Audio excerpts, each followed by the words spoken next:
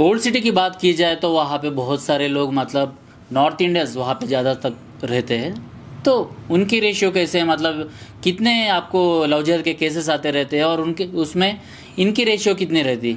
ज़्यादा तेलुगु लोग वहाँ के बहकाव में आते हैं या नॉर्थ इंडियंस के लोग? देखिए, सबसे पहली बात तो ये है, ये जो लव जिहाद का काम करने वाले लोग हैं, इनको किसी भी तरह से हिंदू औरत को, हिंदू बच्चियों को ट्रैप करना, ये तेलुगु, मराठी, मारवाड़ी, गुजराती, इन तमाम लोगों को जो भी हिंदू के क्षेत्र में आते, ये लोगों का एक टारगेट है। ब्राह्मण्स है, एससी है, और क्या बोलते, ये तरह तरह के लोगों को किस तरह से ट्रैप करना इनका एक मोटिव। ఈ ప్రశ్న నేను ఎందుకు అడిగినా అంటే కొన్ని సంవత్సరాల కిందట ఒక పాంప్లెట్ అనేది చాలా వైరల్ అయింది సోషల్ మీడియాలో. సో మన మొబైల్స్లో, మన వాట్సాప్లో కూడా వచ్చి ఉంటుంది. అంటే బ్రాహ్మణ్ అమ్మాయిని లవ్ జిహాద్లో కన్వర్ట్ చేస్తే 5 lakhs అని, తర్వాత వైశ్య అమ్మాయి, మార్వాడి అమ్మాయి, సింధీ అమ్మాయి, పంజాబీ అమ్మాయి, ఎస్సీ అమ్మాయిలు అనేసి ఇలా ఒక్కొక్కరికి ఒక్కొక్క రేట్ పెట్టినరు. మీరు కూడా చూసే ఉంటారు.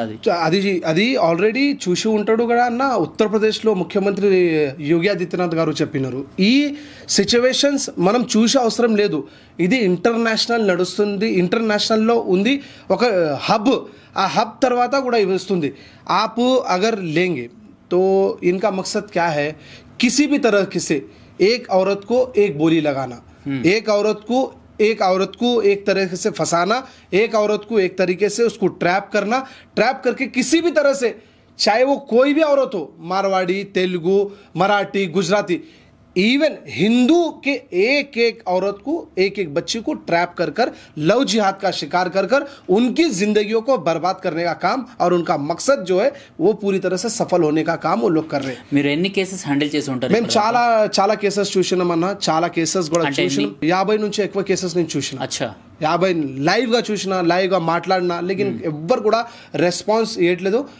ఎందుకు అంటే ఎన్ని కాపాడి ఉంటారు అందులోంచి? చాలా మంది, 20-30 మందికి మనం ఇప్పుడు దాకా కాపాడినా, డెఫినెట్లీగా కాపాడినా, ఇప్పుడు కూడా కాపాడుతున్నా, ముందు కూడా జీవితంలో ఎప్పుడైనా మా దగ్గర ఎట్లాంటి కేసు వచ్చిన తర్వాత డెఫినెట్లీగా మేము కాపాడుతూనే ఉంటాను. సో ఇందాక ఇంట్రోలో మీకు చెప్పినా కదా టైగర్ అనేసి. సో రాజాబాయి ఎలా అయితే అక్కడ ఉద్భవించారో, ఒక రియల్ హీరోని మనం చూస్తున్నామో, అలాంటి రియల్ హీరోనే ఈ నితిన్ నంద్కర్ కూడా అనమాట. సో నిజంగా అంత ఆషామాషి కాదనమాట. ఆయన ఫోన్ ఎప్పుడు చూసుకున్నా కూడా ఆయనకు ఎన్నో థ్రెటనింగ్ కాల్స్ వస్తుంటాయి. సో ఈ థ్రెటనింగ్ కాల్స్ అన్నీ వచ్చేసి ఇక్కడ లోకల్లో ఉన్న కొంతమంది ముస్లిమ్స్ కాల్ చేస్తే, బయట దేశం నుంచి, పాకిస్తాన్ నుంచి కూడా మీకు కాల్స్ వస్తాయి అనుకుంటా. పాకిస్తాన్ అండ్ దుబాయ్, అక్కడ నుంచి వాళ్ళందరూ ఏం చెప్తుంటారు మీకు? అన్న చాలా మంది కాల్ చేస్తున్నారు. ఇప్పుడు కూడా ప్రెసెంట్ వారం రోజు కింద కూడా ఫోన్ చేసి, నీకు నీ ఫ్యామిలీకి గోలీస్ ఉడాతాం, डायरेक्ट इधे माटला 15 रोज लेने गोली से उड़ाता हूँ, तू किधर भी दिखा तेरे को गोली से उड़ा देते, मार देते, गंदे गंदे गालियाँ देना, डराना, धमकाना. बहुत सारे लोग तो एक अल्टीमेटम दिए कि तेरे को 15 दिन में से पाकिस्तान में से तेरे को किस तरह से उठाना है, हम लोग उठा लेते. ऐसे अल्टीमेशन अपने को आए और अपने पास प्रेजेंट भी है. मैं आपको शो के बाद आपको होना बोले तो दे, तो आप उसके अंदर भी आप टेलीकास्ट कर सकते हैं. ఇస్లాం కి అగైన్స్ గా మీరు ఎప్పుడు మాట్లాడలేదు, మరి అలాంటిది ఒక వాయిస్ రేస్ చేస్తే హిందువులు ఇలా ఉండాలి, హిందువులు మనం సేవ్ చేసుకోవాలి అనేసి మాట్లాడినందుకు మీ పైన అటాక్స్ ఎందుకు అసలు? అదే అర్థమైతలేదు అన్న. ఎందుకంటే మన ధర్మం, ఎందుకంటే నాకు తెలిసి నితిన్ నంద్కర్ మీ బయోగ్రఫీ మొత్తం నేను చెక్ చేసిన, ఎక్కడ కూడా ఫలానా మతం గురించి, మీకు కూడా చాలా మంది ముస్లిం ఫ్రెండ్స్ ఉండే ఉంటారు, బట్ ఏ ముస్లింని కూడా మీరు ఉద్దేశించి, లేకపోతే వాళ్ళకు సంబంధించిన మొహమ్మద్ ప్రవక్త గారి గురించి, లేకపోతే ఇంకెవరి గురించి అయినా కూడా మీరు తప్పుగా ఎప్పుడు మాట్లాడలేదు అన్న. నాకు అవసరం కూడా లేదు. ఎందుకంటే సనాతన్ అంటే ప్రతి ఒక్క ధర్మంకి మనం రెస్పెక్ట్ ఇవ్వాలి, ఆ రెస్పెక్ట్ మేము ఇస్తున్నాం. కానీ అక్బరుద్దీన్ ఓవైసీ, అసదుద్దీన్ ఓవైసీ ఎంఐఎం పార్టీ కోసం మాట్లాడితే ఆ పార్టీ వాళ్ళు కానీ కొంతమంది ఫాలోవర్స్ కానీ ఆయనకి నచ్చదు. ఎందుకంటే ఆయన పోల్ మనం ఓపెన్ చేస్తున్నారు. ఫస్ట్ రాజాసింగ్ గారు ఏదైతే ప్రతి ఒక్క విషయం మీద, అరే అసదుద్దీన్ ఓవైసీ, అక్బరుద్దీన్ ఓవైసీ ప్రతి ఒక్క విషయం బయటికి తీసుకువచ్చినారు. ఆ భయం ఈరోజు మన పైన ఉంది. అరే నితిన్ నందకర్ అంటే ఏంది భయ్, మొత్తం టార్గెట్ చేస్తున్నారు, అక్బరుద్దీన్ ఓవైసీ, అసదుద్దీన్ ఓవైసీ, ఎంఐఎం పార్టీ. అరే మీరు చేస్తున్న దొంగ పనిరా భయ్. దొంగ పని చేస్తున్నారు. మీ దగ్గర 1994లా మీ దగ్గర ఆస్తి ఎంత ఉంది, మీ దగ్గర పైసలు ఎంత ఉంది. అదే అక్బరుద్దీన్ ఓవైసీ రాజ్దూత్లా తిరుగుతున్నప్పుడు పెట్రోల్లో పైసలు కూడా లేదు. ఎంత పైసలు ఎందుకు వచ్చినా భయ్? ఇక్కడి నుంచి పైసలు వచ్చింది.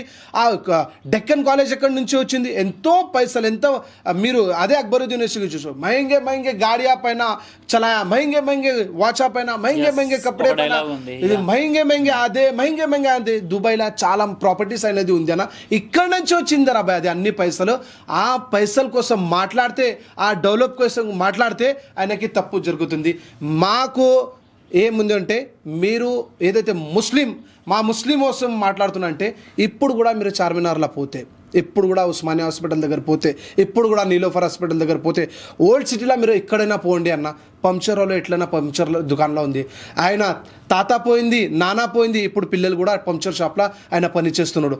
బండి పెట్టుకొని బండిలా ఏదైతే చిన్న చిన్న ఫ్రూట్స్ అమ్ముతున్నారు. ఈ ఓల్డ్ సిటీలో చాలామంది ఎట్లనే ఉంది. కానీ మీరు ఎట్లా పైన వచ్చినారో భయ్? ఎట్లా? నీ దగ్గర ఎంత ఆస్తి ఎట్లా వచ్చింది? మీ శాలరీ ఎంత ఉంటాయి? 1,00,000 రూపాయలు ఉంటాయి. మీ శాలరీ 2 లక్షలు ఉంటాయి.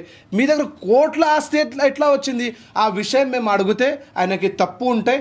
ఆ ప్రకారం కాల్ చేసి ఏదైనా భయం పెట్టాలి అని ఆలోచనతో ఫోన్ చేస్తూనే ఉంటాయి.